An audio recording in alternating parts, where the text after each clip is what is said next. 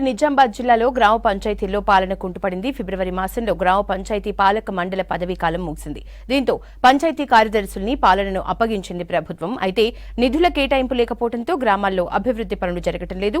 కనీస అవసరాలు కూడా తీర్చలేని పరిస్థితి గ్రామ పంచాయతీల్లో నెలకొంది.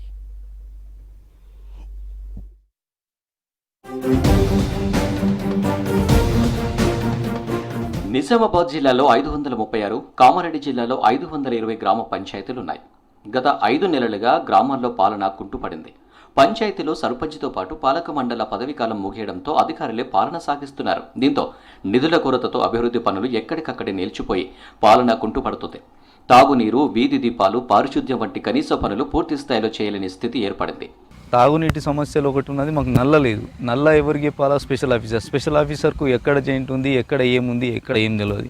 అదే మాకు ఒక సర్పంచ్, ఒక విలేజ్ అలా ఉంటే మేము ఆయన త్రూ వెళ్తుండే, ప్రజాస్వామ్యం బద్దంగానే వెళ్తుండే. ప్రజాస్వామ్యంలో సర్పంచ్ కీలకం కాబట్టి ఒక విలేజ్కు సర్పంచ్ లేకుండా అనేది చాలా ఇబ్బందికరమైన విషయం. ఉమ్మడి జిల్లాలో మొత్తం 1056 గ్రామ పంచాయతీలు ఉన్నాయి. సర్పంచుల హయాంలో అప్పు సప్పు చేసి పాలన సాగించారు.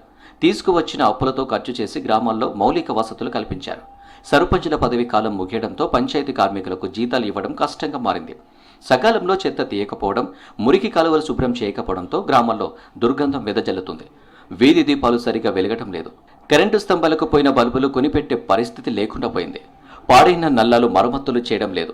ట్రాక్టర్లు, పల్లె ప్రకృతి వనాల నిర్వహణ, కరెంటు బిల్లులు కట్టడం భారంగా మారింది. ప్రథమ పౌరుడైన సర్పంచ్ దగ్గరికి వెళ్ళి చెప్పడం వలన ఒక 2 రోజులకు 4 రోజులకు పెట్టే పరిస్థితి ఉండే. ఇప్పుడు స్పెషల్ ఆఫీసర్ దగ్గరికి వెళ్ళి చెప్తే ఆ స్పెషల్ ఆఫీసర్ ఏమంటుందంటే, నా దగ్గర ఫండ్ లేదు, ఫండ్ వచ్చినక్కడ పెట్టి అప్పటిదాకా కాలనీ వీధి దీపాలు లేకుండా చీకట్లో ఉంటున్నది. మరి మురికి కాలువలు తీయాలన్నా తీయలేని పరిస్థితి. మురికి కాలువలు ఎక్కడెక్కడ చెత్త చెదరం పేరుకపోయినాయి. కొన్ని కాలనీలలో వాటర్ రావడం లేదు.